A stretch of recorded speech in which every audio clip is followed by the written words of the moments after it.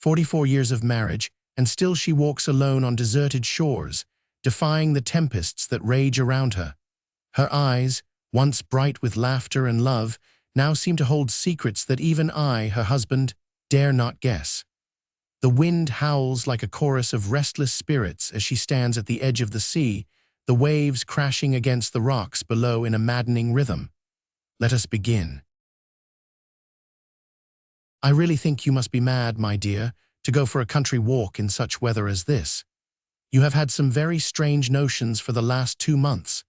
You drag me to the seaside in spite of myself, when you have never once had such a whim during all the 44 years that we have been married.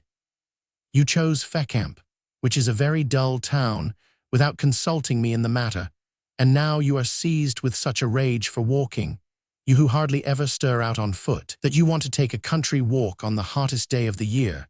Ask de Préval to go with you, as he is ready to gratify all your whims. As for me, I am going back to have a nap. Madame de Cadder turned to her old friend and said, "Will you come with me, Monsieur de Préval?" He bowed with a smile and with all the gallantry of former years. "I will go wherever you go," he replied.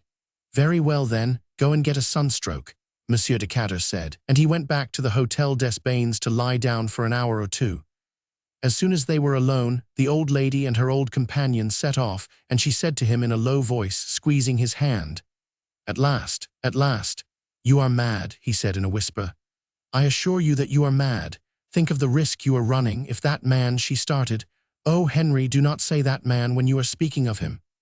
"Very well," he said abruptly, "if our son guesses anything, if he has any suspicions, he will have you, he will have us both in his power. You have got on without seeing him for the last 40 years. What is the matter with you today?" They had been going up the long street that leads from the sea to the town, and now they turned to the right to go to Étretat. The white road stretched in front of him, then under a blaze of brilliant sunshine, so they went on slowly in the burning heat. She had taken her old friend's arm, and was looking straight in front of her, with a fixed and haunted gaze, and at last she said, "And so you have not seen him again either?"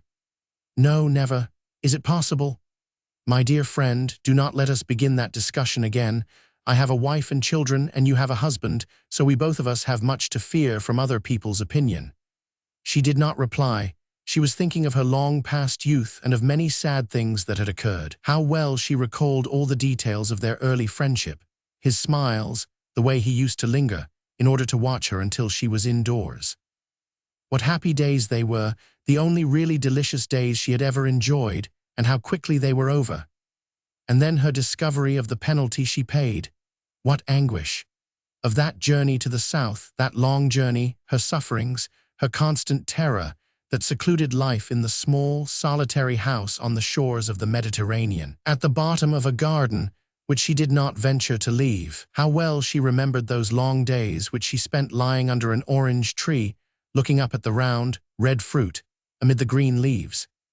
How she used to long to go out, as far as the sea, whose fresh breezes came to her over the wall, and whose small waves she could hear lapping on the beach. She dreamed of its immense blue expanse sparkling under the sun, with the white sails of the small vessels and a mountain on the horizon. But she did not dare to go outside the gate. Suppose anybody had recognized her. And those days of waiting, those last days of misery and expectation, the impending suffering, and then that terrible night. What misery she had endured, and what a night it was. How she had groaned and screamed. She could still see the pale face of her lover, who kissed her hand every moment, and the clean-shaven face of the doctor and the nurse's white cap. And what she felt when she heard the child's feeble cries, that wail, that first effort of a human's voice. And the next day, the only day of her life on which she had seen and kissed her son, for from that time she had never even caught a glimpse of him. And what a long, void existence hers had been since then, with the thought of that child always floating before her. She had never seen her son, that little creature that had been part of herself, even once since then. They had taken him from her, carried him away, and had hidden him. All she knew was that he had been brought up by some peasants in Normandy, that he had become a peasant himself, had married well, and that his father, whose name he did not know, had settled a handsome sum of money on him. How often during the last 40 years had she wished to go and see him and to embrace him? She could not imagine to herself that he had grown. She always thought of that small human atom which she had held in her arms and pressed to her bosom for a day. How often she had said to him, "De Preville, I cannot bear it any longer, I must go and see him." But he had always stopped her and kept her from going. She would be unable to restrain and to master herself. Their son would guess it and take advantage of her, blackmail her. She would be lost. "What is he like?" she said. "I do not know. I have not seen him again. Either. Is it possible to have a son and not to know him, to be afraid of him and to reject him as if he were a disgrace? It is horrible." They went along the dusty road, overcome by the scorching sun and continually ascending that interminable hill. "One might take it for a punishment," she continued. "I have never had another child, and I could no longer resist the longing to see him, which has possessed me for 40 years. You men cannot understand that. You must remember that I shall not live much longer, and suppose I should never see him, never have seen him. Is it possible? How could I wait so long? I have thought about him every day since, and what a terrible existence mine has been. I have never awakened, never, do you understand, without my first thoughts being of him, of my child. How is he? Oh, how guilty I feel toward him. Ought one to fear what the world may say in a case like this? I ought to have left everything to go after him, to bring him up and to show my love for him. I should certainly have been much happier, but I did not dare. I was a coward. How I have suffered! Oh, how those poor, abandoned children must hate their mothers." She stopped suddenly, for she was choked by her sobs. The whole valley was deserted and silent in the dazzling light and the overwhelming heat, and only the grasshoppers uttered their shrill, continuous chirp among the sparse yellow grass on both sides of the road. "Sit down a little," he said. She allowed herself to be led to the side of the ditch and sank down with her face in her hands. Her white hair, which hung in curls on both sides of her face, had become tangled. She wept, overcome by profound grief, while he stood facing her, uneasy and not knowing what to say, and he merely murmured, "Come, take courage." She got up. "I will," she said, and wiping her eyes, she began to walk again with the uncertain step of an elderly woman. A little farther on the road passed beneath a clump of trees, which hid a few houses, and they could distinguish the vibrating and regular blows of a blacksmith's hammer on the anvil. And presently they saw a wagon standing on the right side of the road in front of a low cottage, and two men shoeing a horse under a shed. Monsieur de Preville went up to them. "Where is Pierre Benedict's farm?" he asked. "Take the road to the left, close to the inn, and then go straight on. It is the third house past Poritz. There is a small spruce fir close to the gate. You cannot make a mistake." They turned to the left. She was walking very slowly now, her legs threatened to give way, and her heart was beating so violently that she felt as if she should suffocate, while at every step she murmured, as if in prayer, "Oh, heaven, heaven." Monsieur de Preville, who was also nervous and rather pale, said to her somewhat gruffly, "If you cannot manage to control your feelings, you will betray yourself at once. Do try and restrain yourself." "How can I?" she replied. "My child, when I think that I am going to see my child." They were going along one of those narrow country lanes between farmyards that are concealed beneath a double row of beech trees at either side of the ditches, and suddenly they found themselves in front of a gate, beside which there was a young spruce fir. "This is it," he said. She stopped suddenly and looked about her. The courtyard, which was planted with apple trees, was large and extended as far as the small thatched dwelling house. On the opposite side were the stable, the barn, the cow house and the poultry house, while the gig, the wagon and the manure cart were under a slated outhouse. 4 calves were grazing under the shade of the trees, and black hens were wandering all about the enclosure. All was perfectly still.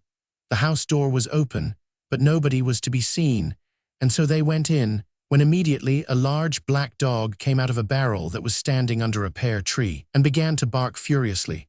There were 4 beehives on boards against the wall of the house. Monsieur de Preville stood outside and called out, "Is anybody at home?" Then a child appeared, a little girl of about 10, dressed in a chemise and a linen petticoat with dirty, bare legs and a timid and cunning look. She remained standing in the doorway, as if to prevent anyone going in. "What do you want?" she asked. "Is your father in?" "No. Where is he?" "I don't know." "And your mother?" "Gone after the cows. Will she be back soon?" "I don't know." Then suddenly the lady, as if she feared that her companion might force her to return, said quickly, "I shall not go without having seen him. We will wait for him, my dear friend." As they turned away, they saw a peasant woman coming toward the house, carrying 2 tin pails, which appeared to be heavy and which glistened brightly in the sunlight. She limped with her right leg, and in her brown knitted jacket, that was faded by the sun and washed out by the rain, she looked like a poor, wretched, dirty servant. "Here is Mamma," the child said. When she got close to the house, she looked at the strangers angrily and suspiciously, and then she went in, as if she had not seen them. She looked old and had a hard, yellow, wrinkled face, one of those wooden faces that country people so often have. Monsieur de Preville called her back. "I beg your pardon, madam, but we came in to know whether you could sell us 2 glasses of milk." She was grumbling when she reappeared in the door after putting down her pails. "I don't sell milk," she replied. "We are very thirsty," he said, "and madam is very tired. Can we not get something to drink?" The peasant woman gave them an uneasy and cunning glance, and then she made up her mind.